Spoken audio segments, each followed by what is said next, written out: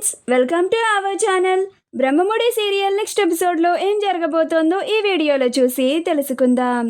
రాజ్ కోసం కుమిలిపోతున్న కావ్య అసలేం జరిగింది అని తెలుసుకోవడానికి ఈ వీడియోని స్కిప్ చేయకుండా ఎండ్ వరకు చూసేయండి. కావ్య స్పృహలోకి రాగానే తన కుటుంబ సభ్యులందరినీ నిలదీస్తూ ఉంటుంది.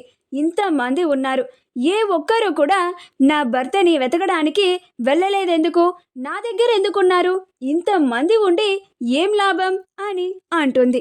అప్పుడు అపర్ణ, అవునమ్మ కావ్య, ఏమీ లాభం లేదు, ఇంతమంది ఉండి కూడా నా బిడ్డని కాపాడుకోలేకపోయాము, దురదృష్టవంతులము అని అంటుంది.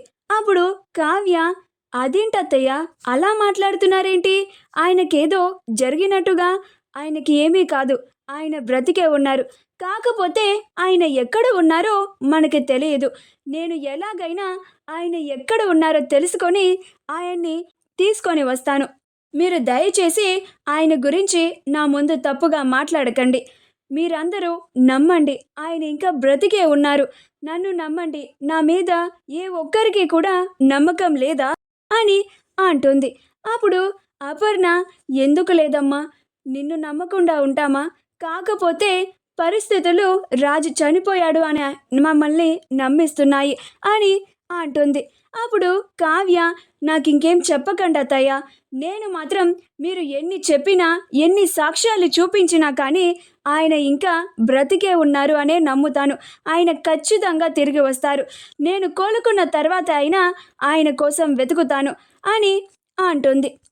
ఇప్పుడు కనకం, అది కాదే కావ్య, చెప్పేది వినవే అల్లుడు గారు అని చెప్తూ ఉంటే అప్పుడు కావ్య, అమ్మ నువ్వు నా భర్త గురించి చనిపోయాడు, ఆయన ఈ లోకంలో లేరు, నువ్వు యాక్సిడెంట్ షాక్లో నుంచి ఇప్పుడే తేరుకొని వచ్చి ఇలాంటి నిజాన్ని నమ్మలేకపోతున్నావు, ఆ నిజాన్ని జీర్ణం చేసుకోలేకపోతున్నావు, ఇలాంటివి మాత్రం నా దగ్గర చెప్పకమ్మా, ఒక తల్లిగా నాకు తోడుగా ఉండి భర్త ఆచూకీ తెలుసుకోవడానికి సహాయం చెయ్యి అని అంటుంది.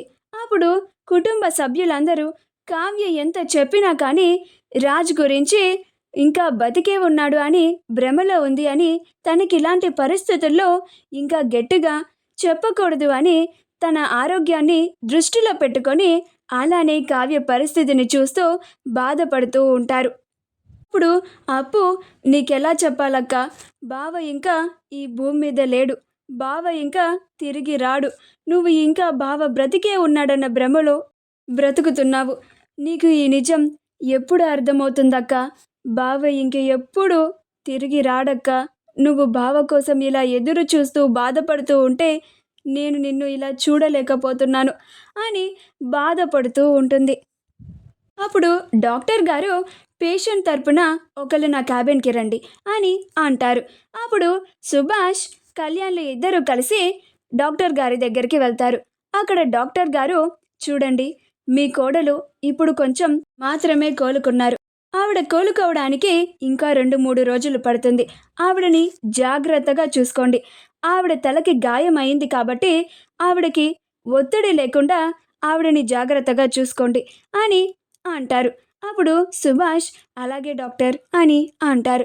అప్పుడు డాక్టర్ గారు, మీ కోడల్ని ఇప్పుడే డిశ్చార్జ్ చేస్తాము అని అంటారు, ఫార్మాలిటీస్ అన్నిటినీ కంప్లీట్ చేసుకోమని అంటారు. అప్పుడు సుభాష్, కళ్యాణ్ ఇద్దరు అలాగే డాక్టర్ అని ఫార్మాలిటీస్ అన్నిటినీ కంప్లీట్ చేస్తారు. అలా దుగ్గిరాల కుటుంబం కావ్యని డిశ్చార్జ్ చేసిన తర్వాత ఇంటికి తీసుకొని వెళ్తారు. యామిని కూడా రాజ్ని డిశ్చార్జ్ చేయించి రాజ్ని తన ఇంటికి తీసుకెళ్తుంది.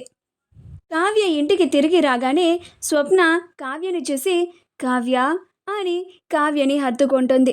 కావ్య మాత్రం రాజ్ గురించి ఆలోచిస్తూ చాలా దిగులుగా ఉంటుంది.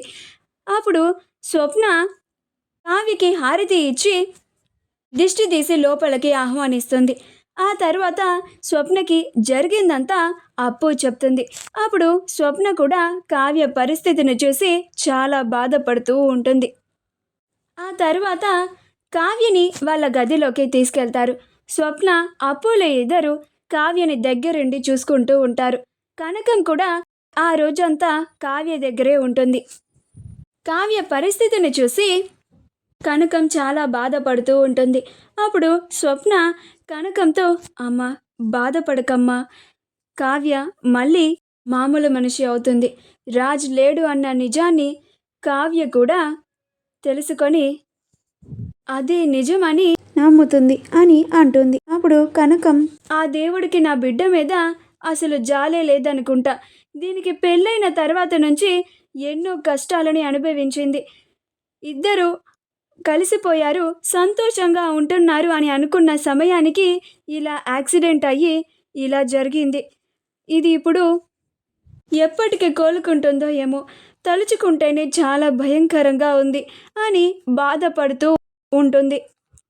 కావ్య రాజ్ గురించే ఆలోచిస్తూ రాజ్ని ఎక్కడెక్కడ వెతకాలి, రాజ్ ఎక్కడ ఉండి ఉంటాడు, రాజ్ని ఎలా అయినా పట్టుకోవాలి అని రాజ్ గురించే ఆలోచిస్తూ బాధపడుతూ ఉంటుంది. అలా కావ్య అప్పు అప్పు అని పిలుస్తుంది. అప్పుడు అప్పు ఏంటక్క అని అంటుంది. అప్పుడు కావ్య, అప్పు రేపు ఉదయం మన ఇద్దరం మీ బావగారిని వెతకడానికి వెళ్దామా అని అంటుంది. అప్పుడు అప్పు కన్నీళ్లు పెట్టుకుంటూ, ఎక్కడని వెతుకుతామక్క, బావ ఈ భూమి మీదే లేనప్పుడు ఇంక ఎక్కడని వెతుకుతాము అని బాధపడుతూ, అక్క అది కాదక్క, మనం ఎంత వెతికినా కానీ ప్రయోజనం ఉండదు. ఎందుకంటే బావ అని చెప్పబోతూ ఉంటే అప్పుడు కావ్య, అప్పు నువ్వు కూడా వీళ్ళలాగా మాట్లాడుతూ ఉంటే ఇంకా నాకు నీ సహాయం కూడా అవసరం లేదు. నేనొక్కదాన్నే వెళ్ళి నా భర్తని వెతుక్కొని తీసుకొచ్చుకుంటాను. నా భర్త ఖచ్చితంగా బ్రతికే ఉన్నాడు. నా భర్తని ఎలాగైనా మళ్ళీ నేను దక్కించుకుంటాను. కాకపోతే ఇప్పుడు నా భర్త అజ్ఞాతంలో ఉన్నాడు. అది నేను ఎలాగైనా తెలుసుకొని తీరుతాను. మీరందరూ ఇప్పుడు ఏదైతే నిజమని నమ్ముతున్నారో అది అబద్ధమని రుజువు చేసి చూపిస్తాను. మళ్ళీ నేను నా భర్తతో కలిసి సంతోషంగా జీవిస్తాను అని అంటుంది.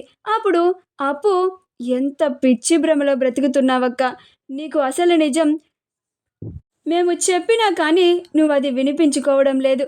అదే నిజమని మేము ఎంత చెప్పాలని చూస్తున్నా కానీ నువ్వు మా మాటల్ని పట్టించుకోవడమే లేదు. నీకు బావ ఈ భూమి మీద లేడు అని ఎలా చెప్పాలో, నిన్ను ఎలా నమ్మించాలో మాకెవ్వరికీ అర్థం కావడం లేదక్క అని బాధపడుతూ ఉంటుంది. ఇదంతా చూసి కనకం ఇంకాస్త కుమిలిపోతూ ఉంటుంది. మా వీడియో కనుక మీకు నచ్చినట్లయితే లైక్ చేయండి, షేర్ చేయండి, మా ఛానల్ని సబ్స్క్రైబ్ చేసుకోండి. పక్కనే ఉన్న బెల్ ఐకాన్ని క్లిక్ చేయడం మాత్రం మర్చిపోకండి.